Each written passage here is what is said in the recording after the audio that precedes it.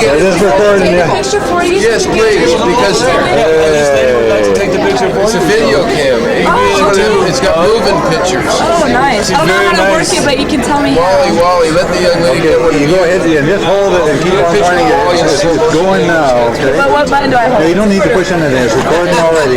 Okay, so just hold it for a Just while? hold it, yeah. All right. Now get back in here. Oh, everyone. Here's the Mo. Oh, hey, Timo. Better help the Mo. Hey. I know. Okay, and everyone, take a What are switch. you guys here for? Happy Remembrance Day and Veterans Day for Yankees. Professional golfers. Oh, that's great. You're welcome. I don't know why we're here. Why are we put on this earth? This is all fun and games. And you get to Thank drink. you very much.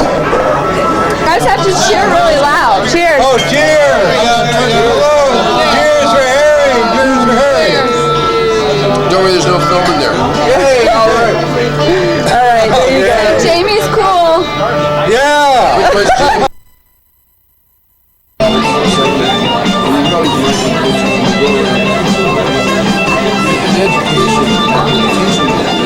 all we're doing is communicating. We're encoding a message onto a golf ball, and the golf ball decodes it. So you look at the front of the ball, if you hit it well, it's Reviewing natural golf concepts of face and path and how they apply to ball flight, I do, and you can do it very, very quickly. So it's just something to get out on the table so that you can watch their body language and find out if, when you say, you know, the bottom of the club has to get to the bottom of the golf ball in order for the ball to go up in the air, and they roll their eyes, well, you'll know that you really have to spend a little bit of time talking about that you can't swing up at it. So that's the interview. The next part is observation, and these are the things that I feel are very important to look for first, so that you can set the stage. And this is a mouth shut period for me, and I recommend that this is purely observational. Have them hit a few golf balls. You might hit with a 9, a short iron, then a medium iron, fairway wood, then a driver if it needs to go that far. I usually, the first thing I will check is aim, and when we're talking aim, I'm looking at club face. Where's the club face aimed? Because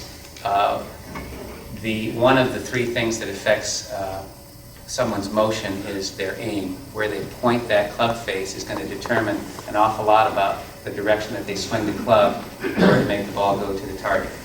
So I check club face aim. Then I look at the alignment, body alignment relative to that aim and the target, and then I look for the single plane relationship of their arms and the club shaft, because those things are going to tell me basically what is causing. It's the beginning part of the setup that's going to tell me if swing compensations are a function of setup. So many times I'll look at someone, and if their aim is off to the right of target and they're swinging and this ball's going towards the target, I know that chances are good someplace along the line they're going to either push one or they're going to really pull one poorly, because they're aimed off to the right. They've got to make a compensation to pull it back online. As they go from a lofted club to a straighter face club, we're probably going to experience different variations in where that golf ball starts.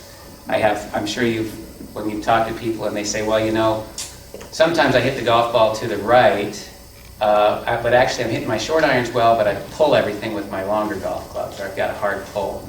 So you start to think, well, chances are very good that the face is open with the short irons and they're swinging to the left, so they got these weak high cut shots. And then when if the face squares up with a straighter faced golf club, they've got a hard pull, or they got a pull slice. So, but anyway, basically, first observation, aim is going to affect motion. Alignment is going to usually be relative to that aim, and single plane orientation, because we know that just complicates the timing of the golf swing. They're going to have to make room as they're swinging forward. The second thing I check after setup is the swing motion for face and path orientation relative to the target. So if I've got someone that's aiming to the right, what I'm looking for here is what direction Are they actually swinging the club face as it's going through impact? Are they swinging the face to the left on a path that's over the top? Are they swinging it to the right, a path that's to the right but with a closed club face to get it back to the target? Or are they just missing the target completely and the path and face are relative to where they first started the aim? So what I'm trying to determine is what motion compensation are they making relative to their aim if their aim was off. That's number 2. So I'm checking motion for path and face. Many times in the past, number 3 there is ball position. I used to see, I'd figure out, hey, this guy's coming over the top, fantastic, he's got his aims off, and I can fix that aim, and then, or actually, that's the best way to put it. I can fix the aim, and he's coming over the top so I can change that path. And I go through this, and then I get the setup all set, and then I forgot to check ball position, and the whole reason the guy was coming over the top was because the ball position was just out of sync for the club that he had in his hand. So in part of that observation, you want to make sure that ball position is not affecting the path that they're swinging the club on.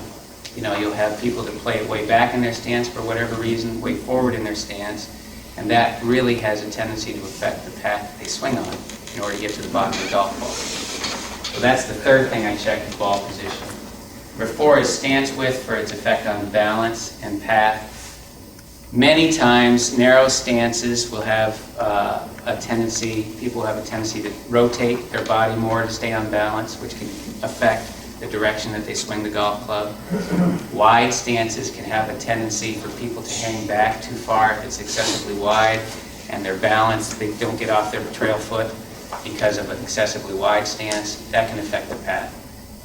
So I just make sure that the stance width makes sense for their balance. Are they actually swinging through, completing the swing, finishing on balance like we talked about yesterday, or is there something where they're stuck on balance one foot or the other, and is it because of that width of stance? So once I've gone through this, I have to now create a diagnosis. I've looked at everything. In my mind, I've checked out, are they aimed properly? If they're not aimed properly, I've got to address aim. I'll address aim right off the bat before I go into swing motion. Diagnosis here, I've got to figure out what the cause of a path fault is. And what I wrote in there was primarily aim or swing concept. I've found through the time that I've taught that the majority of the time, if someone has a path that is not from the inside on arc, back to square, and then back to the inside, that their aim is almost always the cause of that issue, or their concept of how a club has to swing in order to hit a ball towards a target. So, as an example, if I can fix someone's bad path by just aiming the face at the target, basically what this comes down to is that I can, if someone's aimed off to the right of their target, and they are now swinging outside in to get the ball back to the target, if I can just get the aim right, then they'll swing outside in and they'll hit it left, because they're not going to change. Once I've changed their aim, they're still going to use the swing that makes sense to them, but they'll hit it to the left. So now all I have to do is tell them about the path. We go right back to our review of path and face that I talked about at the beginning. They know that this club has to swing from the inside. Because they were aimed over there, they were swinging it from the outside. When I changed the aim, they're still swinging it from the outside. Now all they have to do is swing from the inside. And that's where aim all of a sudden will fix their problem. All they have to focus on is changing that path direction. It's amazing how many people will self-correct on their own.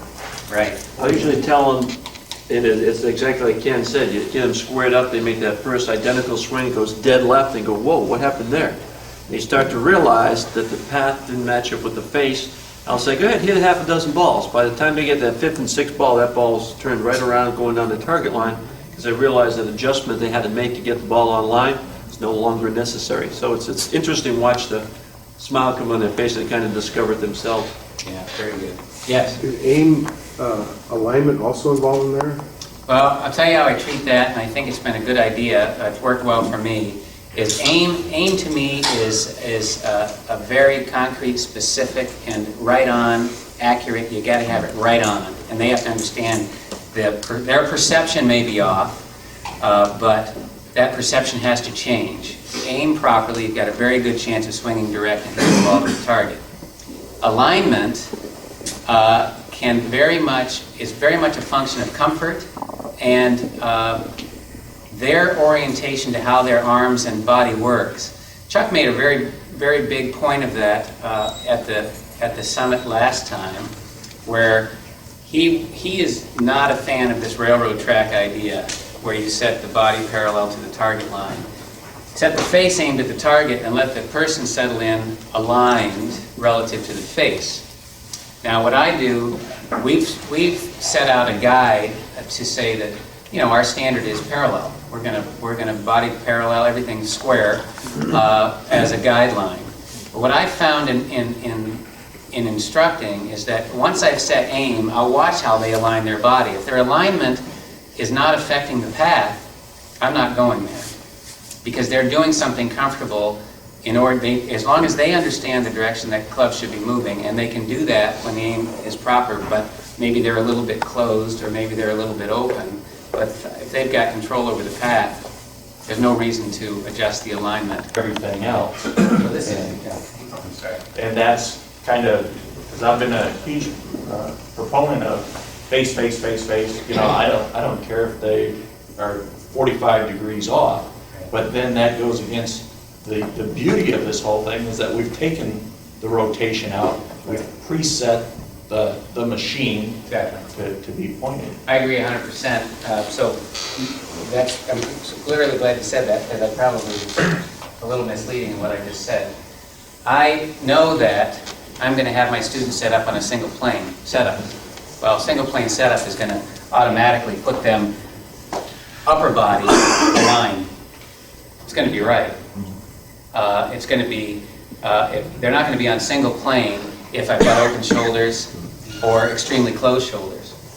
So what ends up happening is that the setup, which is part of our method, which is the concept of the advantage of a single plane swing is to be set up there. If the aim is correct and they're single plane, chances are good their alignment's going to be pretty close. And about the only place it can go off is feet, which is going to affect hip motion.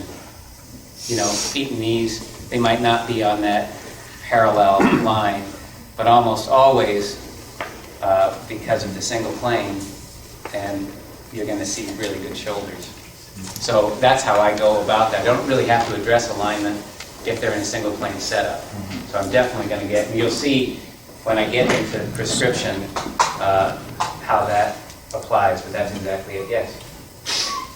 What's the percentage of people that you teach put the club dead on line every time? Well, very few. Very few, okay, so now what we have is you really have to work on their perception of what the club is on the target line. Okay. So therefore, if that club face is wrong, 99 and 9/10 of the time, their body's gonna be wrong. Since teaching natural golf, and even prior to teaching natural golf, I've only had one student out of about 16, 17,000 people I've taught